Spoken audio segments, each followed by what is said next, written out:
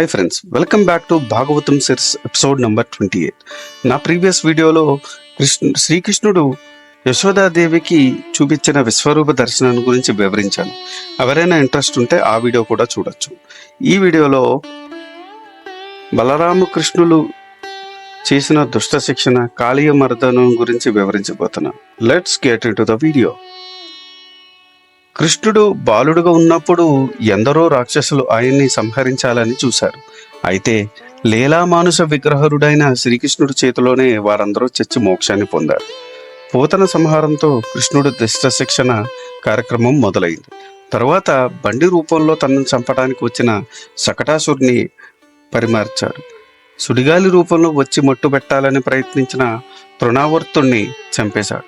ఒకనాడు తాను పశువులు మేపుతూ సంచరిస్తుండగా గోవు రూపంలో వచ్చిన వత్సాసురుణ్ణి, కొంగ రూపం ధరించి తనను చంపాలని ప్రయత్నించిన బకాసురుణ్ణి అవలీలగా వధించాడు. తరువాత కొండ చిలువ రూపంలో తనను కబలించబోయిన అగాసురుణ్ణి సంహరించి తనలో కలిపేసుకున్నాడు. తాళవనంలో ధేనుకాసురుడనే రాక్షసుణ్ణి, గోపబాలుడి వేషంలో వచ్చిన ప్రలంబాసురుణ్ణి అన్న బలరాముడితో చంపించాడు. అలాగే కాళీయ మర్దనం గురించి కూడా వివరించబోతున్నా. పూర్వం సౌరభి అనే మహర్షి యమునా నదిలో కూర్చొని 12 సంవత్సరాలు తపస్సు చేశాడు.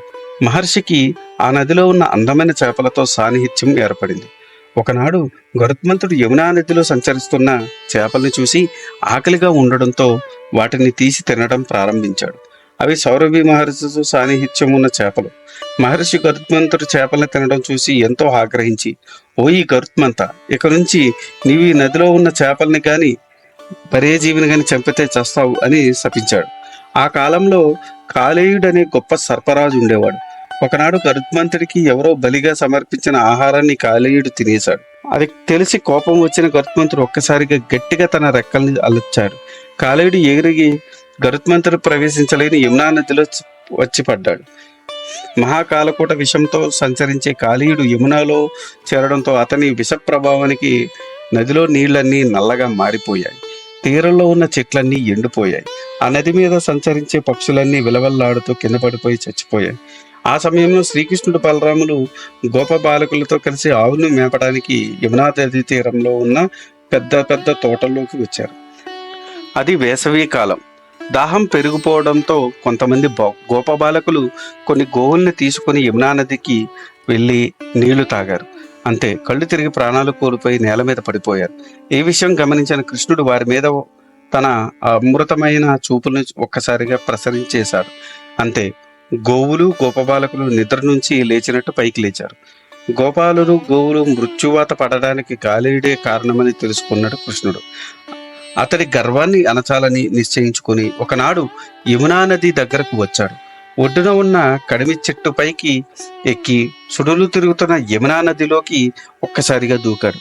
మహావేగంతో కృష్ణుడు దూకగానే ఆ నదిలో నీళ్లన్నీ చల్లా చెదరైపోయాయి. భయంకరమైన శబ్దం వినిపించింది. ఆ శబ్దం విని రెచ్చిపోయిన కాళీయుడు నీటి అడుగు నుంచి హఠాత్తుగా పైకి వచ్చాడు. వేల కొద్దీ ఉన్న తన పడగలతో విషజ్వాలలు వెతగల్లుతూ శ్రీకృష్ణుడి పైకి సమీపించాడు. భయంకరమైన శిఖరాలతో ఎత్తుగా కాటుగా పర్వతంలా ఉన్న కాళీయుడిని చూశాడు శ్రీకృష్ణుడు. కాళీయుడు తన భయంకరమైన కొర్రలతో శ్రీకృష్ణుడిని కాటేశాడు. ఆయనకి ఏం కాలేదు. దాంతో కోపం వచ్చిన కాళీయుడు కృష్ణుడిని గట్టిగా చుట్టుకున్నాడు. కృష్ణుడితో పాటు నదీ తీరానికి వచ్చిన గోవులకు గోపబాలకులు కృష్ణుడు కనిపించలేదు. వారంతా గల్లున విలపించసాగారు. అక్కడ రేపల్లెలో కూడా ఎన్నో దుశ్శకనాలు కనిపించాయి. అవి చూసి నందుడు మిగిలిన గోపకులను పెద్దలను పరుగు పరుగున యమునా నదీ తీరానికి వచ్చారు. అందరూ కృష్ణుడు కనపడక ఆందోళన చెందుతున్నారు. అంతలో చిరునవ్వులు చిందిస్తూ కాళీయుడిని పడగ మీదకి ఎక్కిన కృష్ణుడు వారికి కనిపించాడు. తన మృదువైన పాదాలతో కృష్ణుడు కాళీయుడి పడగల మీద నృత్యం చేయుట ప్రారంభించాడు. ఆ నృత్య విన్యాసాలు చూసి ఒడ్డున ఉన్నంత వారంతా ఎంతో ఆశ్చర్యపోయారు. తీవ్రంగా నృత్యం చేస్తున్న కృష్ణుడి పదఘట్టాలకు కాళీయుడు తట్టుకోలేకపోయాడు. క్రమక్రమంగా పైకి లేపిన తన ఒక్కొక్క పడగను కిందకు దించడం ప్రారంభించాడు కాళీయుడు. వాలిన పడగల నుంచి రక్తం దారులుగా కారటం ప్రారంభించింది. ఆ రక్తంతో నది నీరంతా ఎర్రగా మారిపోయింది. అలా కాళీయుడు ప్రాణాపాయ స్థితికి చేరుకోవడంతో అతని భార్యలు కృష్ణుడి పాదాల మీద పడి శరణు వేడుకున్నారు. తప్పు తెలుసుకున్న కాళీయుడు కూడా శరణు కోరడంతో కృష్ణుడు అతన్ని మన్నించారు. ఓ కాళీయ, నీవు ఈ యమునా నదిని వదిలి సముద్రం మధ్యలో ఉన్న రమణక ద్వీపానికి వెళ్ళు, నివసించు.